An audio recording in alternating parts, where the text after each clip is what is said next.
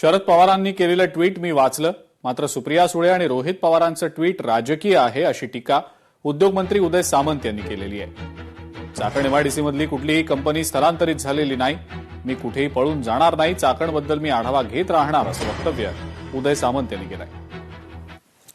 शरद पवार साहेबांच्या ट्विटला मी बांधील आहे। शरद पवार साहेबांच्या ट्विटच्या संदर्भात मी चर्चा केलेली आहे।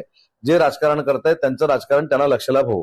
पहिली गोष्ट अशी आहे की कुठचीही कंपनी स्थलांतरित झालेली नाही।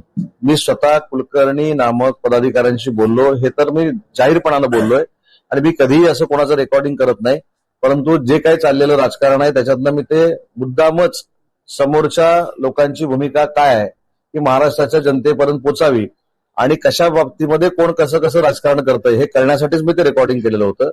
मी 16 तारखेला भेटून त्यांच्या सगळ्या शंका दूर करेन आणि त्या रेकॉर्डिंग मध्ये देखील तुम्ही ऐकलं असेल, माझी बैठक ज्यावेळी होईल तरी तुमचे 90% कामं मी मार्गी लावीन असं त्यांना मी विश्वास दिलेला आहे।